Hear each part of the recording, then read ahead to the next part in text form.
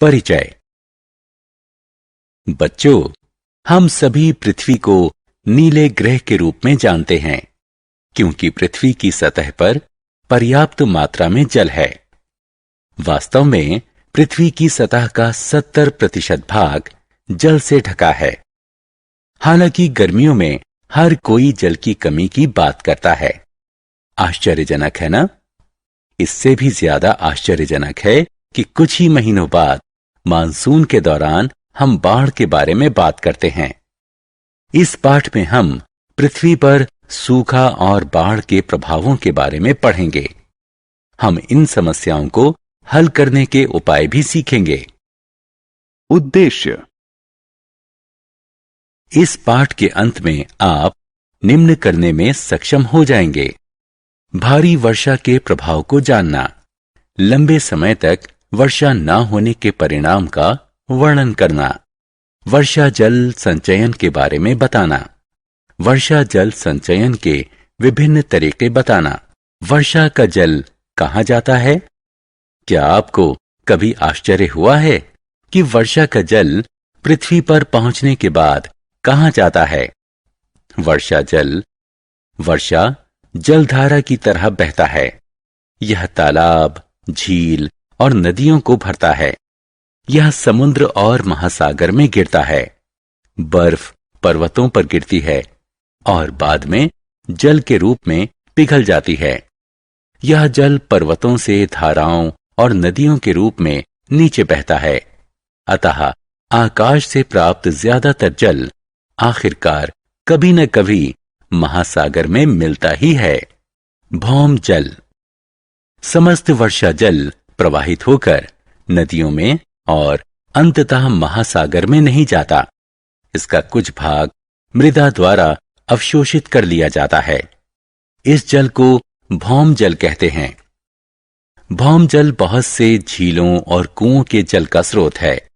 Handpump और tubewell उपभोग के लिए इसी स्रोत से जल उपलब्ध कराते हैं।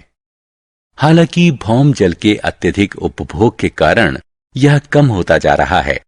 परिणाम स्वरूप भौम जल प्राप्त करने के लिए हमें गहरी से गहरी खुदाई करनी पड़ती है।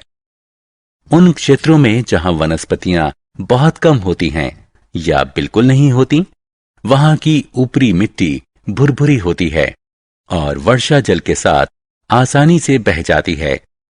ऐसे क्षेत्र पत्थरों से ढक जाते हैं। परिणाम स्वरूप धरातल में वर्षा जल का निस्संयदन कम होता है। यह भौम जलस्तर में कमी का कारण भी बनता है। जब भारी वर्षा होती है तब क्या होता है? हमारे देश में अधिकतर वर्षा जून, जुलाई और अगस्त के महीने में होती है। यह हमें गर्म और उमस भरी गर्मी से राहत देती है। बहुत सी फसलों की बुआई मानसून पर निर्भर होती है। लेकिन क्या होता है जब बहुत भारी बारिश होती है? अत्यधिक वर्षा के कारण तालाबों, झीलों और नदियों के जलस्तर में वृद्धि हो जाती है, जिससे इनमें जल उमड़ने लगता है। इन जलाशयों में जल का उसकी सामान्य सीमा से अधिक प्रवाह को बाढ़ कहते हैं। बाढ़ फसलों को हानि पहुंचाती है और लोगों और संपत्ति को भी क्षति पहुंचाती है। भारी वर्षा के कारण बाढ़ का आना भारत में हर वर्ष की विशेषता है। बहुत लंबे समय तक वर्षा के न होने से सूखा पड़ता है। क्या आपने ध्यान दिया है कि यदि लंबे समय तक वर्षा न हो तो क्या होता है?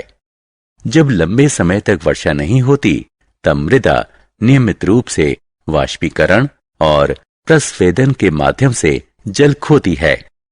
तालाब और कुओं का जलस्तर घट जाता है और कुछ जलाशय सूख जाते हैं। भौम जल भी कम हो जाता है। लंबे समय तक जल की कम आपूर्ति के कारण सूखा पड़ता है। जल का बुद्धिमत्तापूर्वक उपयोग करना चाहिए। जल को केवल प्राकृतिक स्रोतों से प्राप्त किया जा सकता है। पृथ्वी पर उपलब्ध जल का एक बहुत छोटा सा भाग पादपों, जीवों और मनुष्यों के उपयोग के योग्य है। विश्व की बढ़ती हुई जनसंख्या के अनुसार योग्य जल की मांग बढ़ती जा रही है। आने वाले वर्षों में इसके अभाव के बढ़ने की संभावना है। इसलिए हम लोगों को पृथ्वी के जिम्मेदार निवासी होने के नाते जल संचयन अवश्य करना चाहिए और इसका न्यायोचित प्रयोग करना चाहिए। वर्षा जल संचयन। यदि हमारी छतों, सड़कों और पैदल पथों पर गिरे वर्षा जल को गड्ढों में गिरने देने के बजाय उसे एकत्रित और जमा कर लेते हैं तो हम जल का बहुत बड़ा भंडार बना सकते हैं। वर्षा जल को एकत्रित करने और जमा करने को वर्षा जल संचयन कहते हैं। छतों पर स्थित वर्षा जल को बाद में विभिन्न कार्यों में उपयोग के लिए पाइप से स्टोर टैंक में जमा करना चाहिए। इसके अतिरिक्त वर्षा जल को एक टैंक में एकत्रित करने के बजाय पाइप से इसे जमीन में खोदे गए एक गड्ढे में एकत्रित कर सकते हैं। इस तरह वर्षा जल मृदा में पुनर्भरण के लिए रिस जाता है और भौम जल स्तर फिर से बढ़ जाता है। वर्षा जल संचयन की एक अन्य तकनीक ये है जिसमें धरती पर बहने वाले पानी को भौम जल के पुनर्भरण के लिए उपयोग किया जाता है। सारांश। आइए हमने जो कुछ सीखा है उसे संक्षेप में दोहराएं। अत्यधिक वर्षा के कारण बाढ़ आती है और एक समय तक वर्षा के अभाव के कारण सूखा पड़ता है। धरती पर उपयोगी जल निश्चित है, अतः इसका उपयोग बुद्धिमानी से करें। वर्षा जल को एकत्रित करना और जमा करके रखना वर्षा जल संचयन कहा जाता है।